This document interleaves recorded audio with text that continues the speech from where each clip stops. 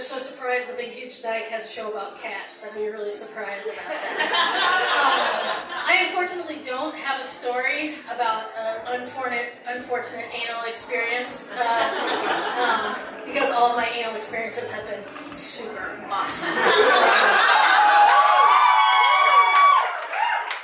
And then if you stick things up your ass or want somebody else to stick things up your ass, you're still a man. Don't worry about it. So that's just my little public service announcement. Everyone should have something up their ass once in a while. I'm not saying in business meetings, unless that's your thing. I'm not saying on the subway, unless that's your thing. I'm just saying, once in a while, stick something up your ass consensually, and your life will go better. This is my public service announcement. Okay, so I forget that my life is such that I forget that straight people exist, and now I'm in a room full of you guys. So, and you're all awesome and great and straight and everything. So, but I forget that sometimes people are straight, and therefore my story is really super queer, as was my introduction, right? You're like, really? Is your story going to be queerer than when you told us to all stick shit up our ass? But you don't have to stick shit up your ass, right? It's already there. That would be ridiculous. That'd be a ridiculous thing to do. So in order to help you feel comfortable about telling my super queer story, I want you guys all to say in unison after me, for 10 minutes I can be queer, okay? For 10 minutes I can be queer. All right, very good. Let's try it one more time. For 10 minutes I can be queer. That's fantastic. I think it's been more than 10 minutes for you, right? I thought so. So I realized when I was going back over my own bad date history that I was not the recipient. I feel like you guys mostly describe being the recipient of bad dates. And I realized I'm not the recipient of bad dates because I am the provider of bad dates. And I only realized this, thank you so much for inviting me to do this show, because I only realized this today when I was preparing. For example, I thought about the time I took somebody who identified, that means, for you non-queer people, that means that she thinks of herself or feels of herself as a person who uses the term high femme, and my idea for our date was to go whitewater rafting. And the only thing she wanted was to not get muddy. And I had been whitewater rafting at this particular thing, but I have a particular kind of, I don't know whether it's deep biological optimism or perhaps a traumatic brain injury, where all my memories are positive.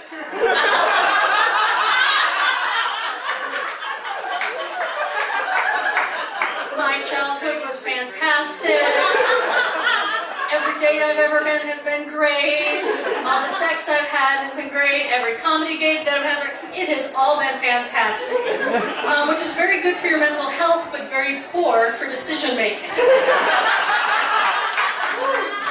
Because I make all the same mistakes twice, because they weren't mistakes as far as I was concerned. That was a delightful, happy experience. So apparently there was a lot of mud. I'd been whitewater rafting there before, but I forgot. And then another bad date, I accidentally took somebody to basically what was a discussion of child abuse. Now, in my defense, I had a piece in an anthology, and it was a solicited piece, right? And the name of the anthology was Dangerous Families. And what I thought, it was a column that I had written that had been published to somebody else, and my friend asked me to if it could be in their anthology, and I said sure, and I thought it was this comic little funny thing about my family. So anyway, so the name of the book was Dangerous Families, and when we arrived at the anthology reading, I found out that the name of the anthology was actually Dangerous Families, Queers on Surviving. If you can avoid it. Sometimes that's the only thing to do in New York. There's not a lot to do here.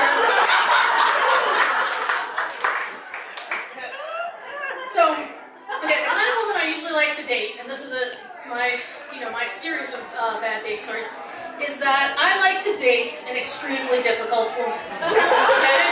That is what I desire. I want to date somebody that when they leave the room, everyone goes, God, she's a bitch. That is who I want to date. Okay, so this is the late 90s, and I was involved in political organizing because that's what queers do. And so I was at this meeting for the 1998 Philadelphia Dyke March. And so we were planning the Dyke March, and this girl walks in, and she was so upset, had such beautiful eyes. And she sat down, and she started talking, and I thought, hey, she has really pretty eyes. And then she scooted out from the table, and she was wearing Birkenstocks. And it's not just, see, this is the problem. You're like, what did Birkenstocks mean? Birkenstocks have a symbolic meaning in the LGBT community. Usually they're associated with sexless people from the 1970s. So, but then I thought, you know, Kelly, quit being such an asshole, you know. But I just kept thinking, I don't know, this, you know, I just can't imagine, this cannot be the right woman for me. But then she started bossing everybody around, right? So that was kind of a turn on. But then, on the other hand, as we met many, many times, I would like look at her very pretty eyes, and then she would start doing things like asking people to talk about their feelings, you know, which made me respond like, no, this will not work. I cannot imagine. This is not the right woman for me. And so, but she asked me out, and I thought, well, you know what? I can give it a, no, the first night she asked me if I wanted a ride home. And I was like, yes, I will gladly take a ride home. And so as she's driving me to my house, she started talking about gluten. Which is the least interesting. She prepared was made of tofu. There was tofu salad, there was tofu, like fried tofu, and there was a tofu dessert. If there had been a possibility of a tofu appetizer, I'm sure she would have created it, but I think she just bought all the tofu perhaps at the co-op. It was all gone. So I was thinking, I don't know, this cannot work, this cannot be the right one for me. But then I looked at her pretty eyes and I thought, Kelly, don't be an asshole, give this woman a chance. And so we started making out. And she took off her sweatshirt and she had on a Guatemalan vest. Right. Like, you're straight. You don't know what Guatemalan vest is. Alright, again, Guatemalan vests are usually associated with members of the LGBT community that are sexless and from the 70s.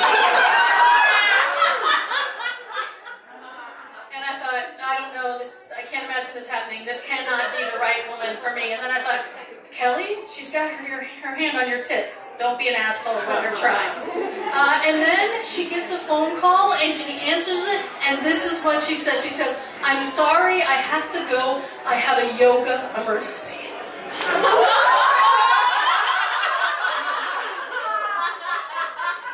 Now, maybe I don't understand much about yoga, because I've never worn a Guatemalan vest and Birkenstocks.